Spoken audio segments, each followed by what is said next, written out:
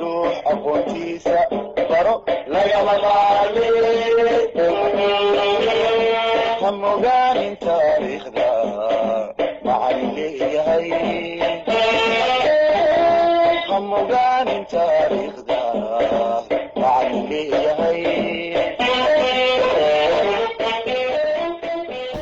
الرحمن الرحيم السلام عليكم ورحمة الله وبركاته وذا السلام يا أرتدي شرفت له وعشرة أونلاين كايد الدكتور كسرائيل حالة تكتشون مادة فيزيكس كا حلقة واحد نخطو ورنا 10 كيس صدحات lesson 3 مركا واحد فيزيكس هو form 3 subject هو فيزيكس هو form 3 chapter 6 هو refraction of light 10 كين يورا اللباد هدي أنا كوسي حنا 10 كين صدحات واحد نقبل عمل refractive index and the speed of light in different media are given below. halkan oo soo xalay nagu siiyay table yar oo sharaxaya walxaha kala duwan ee la isku dhaxmaro refractive index-kooda inta ay la iska qalloociyaan iyo speed-ka uu ku dhaxmaro way bal hadda mid aynu akhrino column-ka koowaad waxa ku jira medium-keenu waa air vacuum glass water iyo diamond mid walba waxaanu eegaynaa refractive index-kiisa iyo speed-ka uu ku dhaxmaro tusaale ahaan haddaan air soo qaadano refractive index-keedu waa 1 speed-ka light-ka ugu dhex maraana waxa weeyaan 3 times 10 to the power of 8 meter per second number 2 waa vacuum-ka refractive index-kiisu waa 1 speed-ka uu ku dhex maraa waxa weeyaan 3 times 10 to the power of 8 meter per second ilaysku uu ku dhex maro tusaale ahaan labadaas waxa weeyaan waa isku mid speed-ka ugu dhex maraa vacuum-ka iyo airtu the same refractive index bay leeyihiin at the same time the same speed na way leeyihiin way ilaasku markuu dhex maray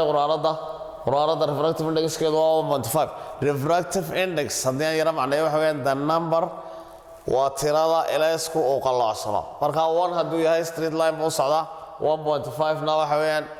intaasuu leexday 0.5 kaas speed-ka uu ku dhex maray quraanadu waa 2 times 10 to the power of 8 meter per second marka quraanadu waa 1.5 speed-keedina waa kan water haddii aynu nimaadno waterka waxa weeyaan refractive index-keedu waa 1.33 at the same time xawaaraha ilaysku ku dhex maraana waxa weeyaan 2.25 times 10 to the power of 8 meter per second way diamond oo doonayta inaynu aad u fahanaa iyadu waxa weeyaan waa walaxda ilayska ugu qalloocinta fara badan waayo halkan waxaad ka garataa tirada ugu fara badan ee ku jirta inuu yahay 2.42 marka waxa weeyaan waxay qalloocisa aad buu qalloocisa ilayska weeyaan speed-keeduna uu gaaban yahay oo waa 1.24 times 10 to the power of 8 meter per second marka table-kaasi waxa weeyaan waa given markaad calculation-ka samaynayso mar refractive index-kana aad u baahantahay inaad ka soo qaadato marna speed-adaad u baahantahay inaad ka soo qaadato waxa weeyaan table-kaasi waxa weeyaan ardaygu waa markuu calculation samaynayo ayuu tirooyinkan u baahan yahay inuu ku the law of refraction xeerka ilaasqaloocanka aan isnaylislow laba qodob baa xeerkan lagu sharaxaa qodobka koowaad iyo qodobka labaad we have two rules in here halkan laba qodob baynu haysan ruleka koowaad haddii aan akhriyo the incident ray fallaadha ilayska soo dhacday eegada halka haddaad u fiirsato markuu ilaysku sidaa yahay ee uu sidaa u soo dhaco fallaadha ilayska sidaa u socota fallaadhaasa waxaa loo yaqaanaa incident ray the incident ray the reflected ray-na waxaa la idhaha fallaadha ilayska iyaduna sidaa u soo leexata taana waxaa la idhahdaa maxay reflected ray kaa taaganna waxaa loo yaqaanaa normal baa la idhaha markaa ruulka koowaad wuxuu odhanayaa incident ray-ga fallaadha ilayska soo dhacday iyo the reflected ray waxay ku yaalaan opposite sides of the normal dhinacanu midna ka xiga midna dhinacaasu ka xiga midna dhinacanu ka xiga midna dhinacanu ka xiga labadoodu waxay ku yaalaan the opposite sides hadalka u fiirso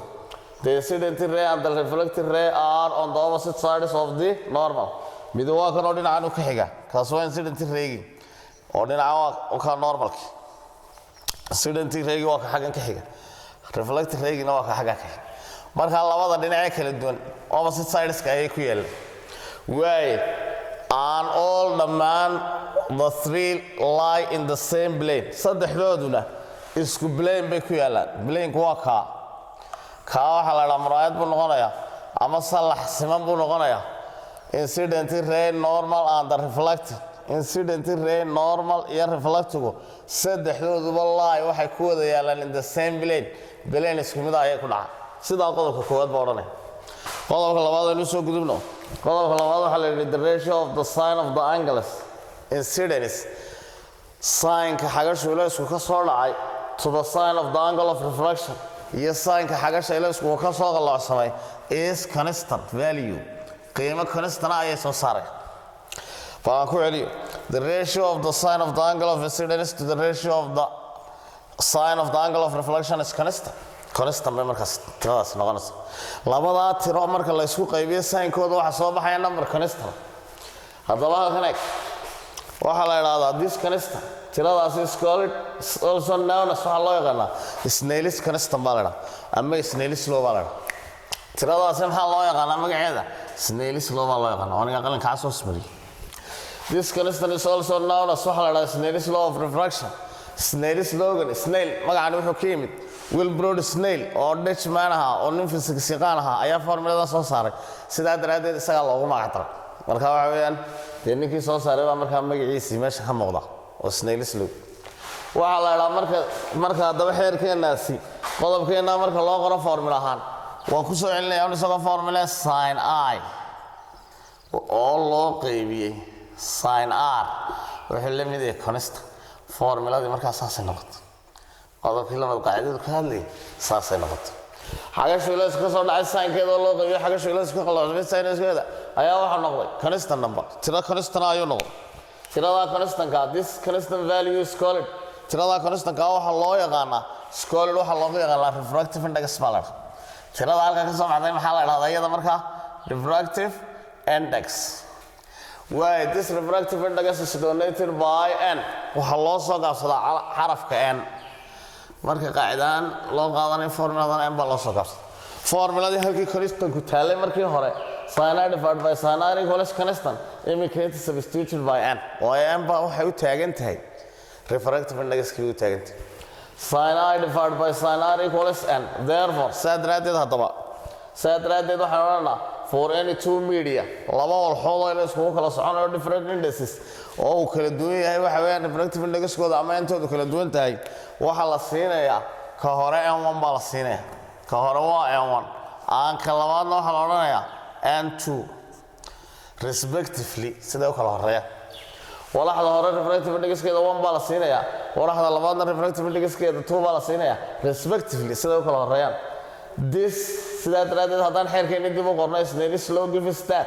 Snell's law mar labaad wuxuu noqonayaa halkii n keliya aynu ka haysanay ayaa imika labadeen ayaynu kala jebinay n1 iyo n2 baynu soo qaadan markaa Snell's law wuxuu noqday sin r divided by sin r equals n divided n refractive index-ka labaad oo loo qaybiyo refractive index-ka maxay koowaad baa loo qaybinaya formuladii markaa halkii markii hore n keliya aynu ka haysanay ayaa maanta laba n noqotay waay mar labaad waxaa la yidhi for any two media laba walxood refractive indexeskoodu n1 and n2 n1 iyo n2 uu yahay that has a speeds of light v1 and v2 speedkooduna uu kala duwan haddii refractive indexkoodu uu kala duwan laba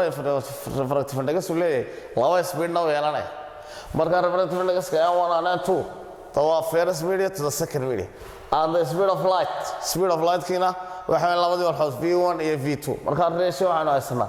afar ka kooban laba speed iyo laba refractive index respectively sida u kala horeeyaan marka bar ratio-dii sida loo qorayo ama qaacidadu sida noqonayso oo fiirso qaacidadu waxay noqonaysaa waa tan the ratio of the speeds in the two materials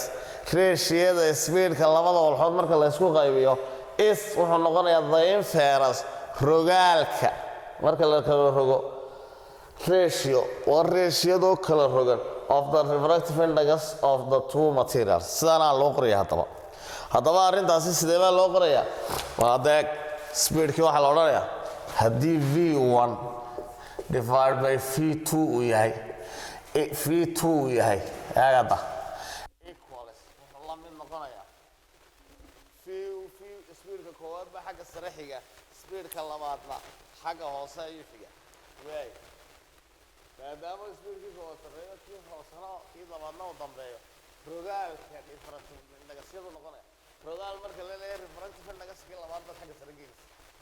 n2 divided by n1 badan sidaasa markaa speedadii refractive index-yadu formuladaas iskugu imanaya qaacidadaas haddaan qaacidada si kala arday u qorno waxaynu isticmaali karnaa isku dhafashada talantaaliga cross product kaasaynu kaa ku dhufan karnaa labadaa waan isku dhufan karnaa labadaana hee waan isku dhufan karnaa haddaynu labadaa isku dhufanno v1 speedka koowaad oo lagu dhuftay refractive indexka koowaad wuxuu la mid yahay speedka labaad oo lagu dhuftay refractive indexka labaad marka qaacidadiina saasay noqon two media reeshiyada labada walxood reeshiyada speedka labada walxood oo la isku qaybiyay is wuxuu la mid noqonayaa the inverse ratio of the refractive index of the two media refractive indexkii labada walxood oo iyaguna hee rogaal ahaan la iskugu qaybiyey bal xaggan soo eega daba markaa taasi waxay noqotay haddaan yar imika ku celiyo speedka koowaad oo loo qaybiyay speedka walaxda labaad wuxuu la mid yahay equals refractive indexka walaxda koowaad walaxda labaad oo loo qaybiyay refractive indexka walaxda labaad ardayow sidani waa inverse maxay ku noqotay taa v1 baa sarraysa kana n2 baa sarraysa that's called the inverse waxaan v1 divided by v2 equals n2 divided by n2 sidee baynu sidan ku timid v speedkii walaxda koowaad waxaa lagu dhuftay ntc markaa v1 times n1 bay noqotay equals v2 times n2 taasina intaasina waay sawirkeena haddaba u fiirso waxyaabihii aynu sharaxnay baynu dib u sheegayna walaxdan imika oo shaygu ka soo baxayay air bay ahayd tusaale ahaan walaxda soo gelayna waxay ahayd maxay water bio waay kaa ilayskaa soo dhacay maxaa la idhaa incident ray baa la idhaa horena waan soo maran kaa waxa weeye laynkaa taagna verticalka maxaa la idhaa normal baa la idhaa ilaysku markuu halkaa soo dhacay oo halkaa ka soo dhacay boundary baa la idhaa between two media labada walxood halkii ay ku kala qallaacsan u dhaxaysay the boundary between two media labada walxood halka kula qaybsan fallaadha ilayska incident raygi markay halkaa ka soo baxdo xaggana u soo qallaacsantay marka it's called iyadana reflected ray baa la idhaa this is called the reflected ray way haddaba maadaama xarfiyan inaan ku salayna air xawaara ilaysku kaga soo baxaya v1 baa la odhanaya refractive indexkiisana maxaa la odhanaya n1 baa la odhanaya marka n1 iyo v1 waa xagga when the light travels through the air and enters the water the speed of water become v2 buu noqonaya refractive indexkii v1 maxay noqonayaan n2 bay noqonayaan markaad halkaa speedka koowaad iyo refractive indexka koowaad ku haysato mediumka koowaad weeyaan waa medium 1 markaa taas waa maxay waa mediumka hore medium 1 medium 2 markaad timaado mediumka labaad medium 2 markaad timaado speedkii labaad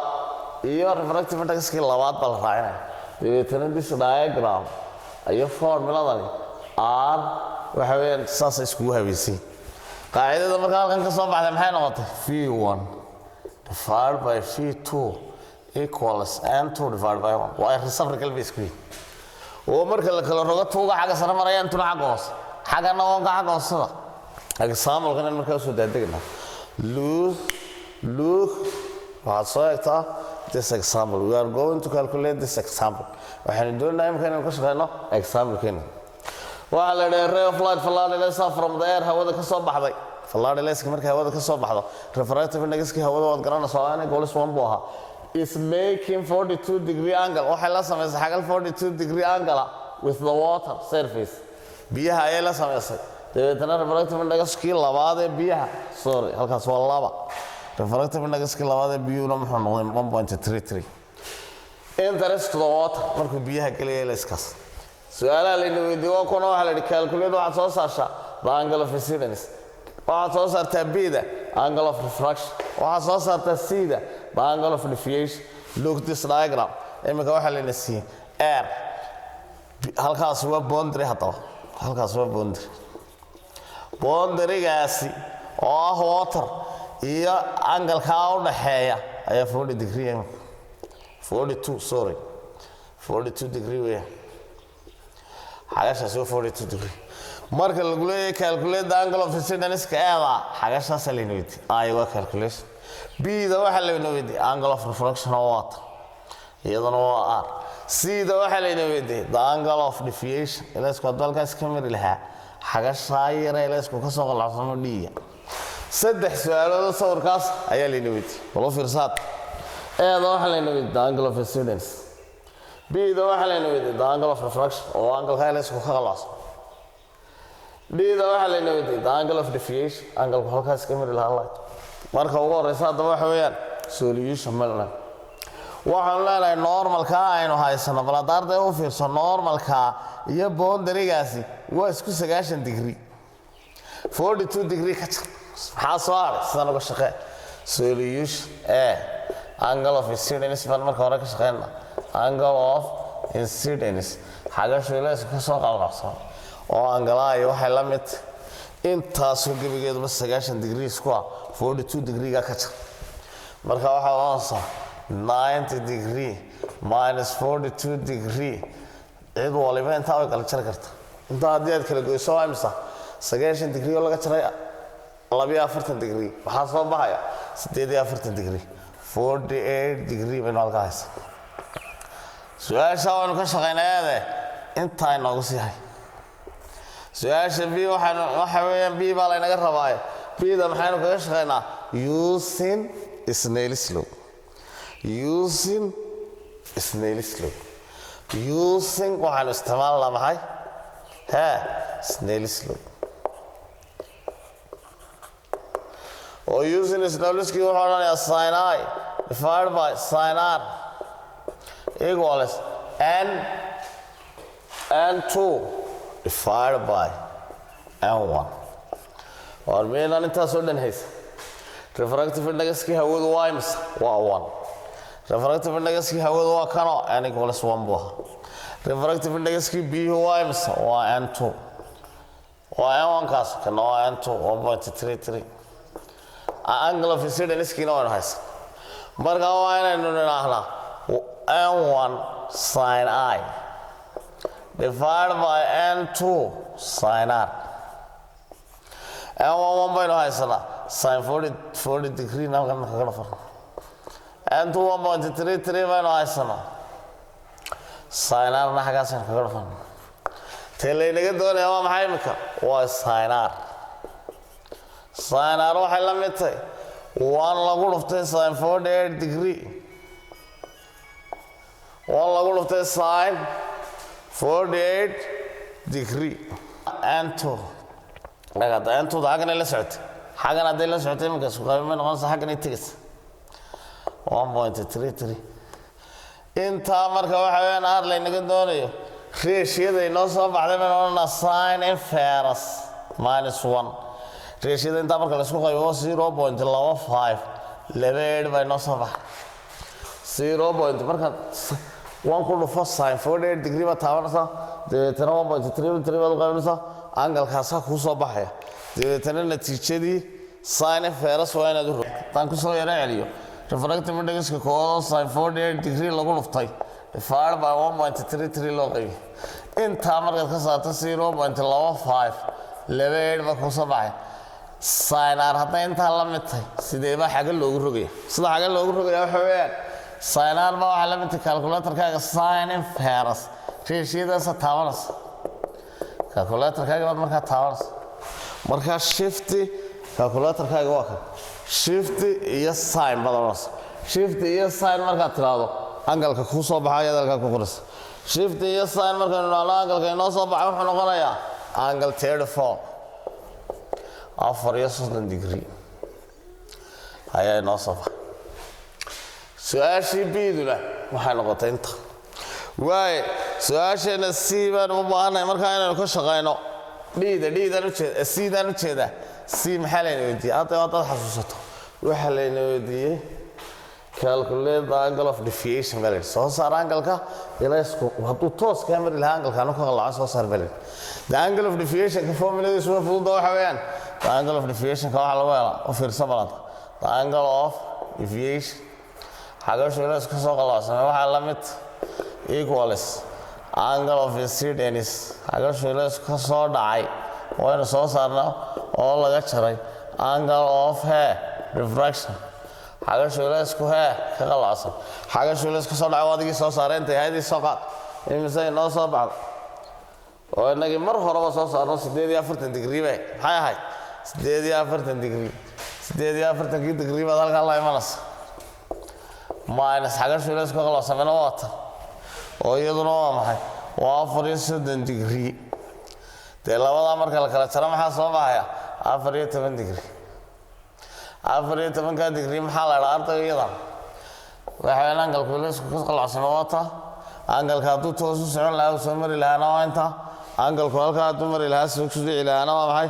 iyaduna waa asaas example 2 haddaba su'aalaha labaad ayaynu halkan ku qorannaa example 2 ila soco tusaaleeni labaad waxaa la yidhi a ray of light from air fallaadhileysa ka timid light a ray of light fallaadhileysa waxaa ka timid from air oo air hadduu ka yimid air refractive indexkeedu waa imisa n ta koowaad waa 1 ilaan air buu ka yimid aan interest waxaan u soo galay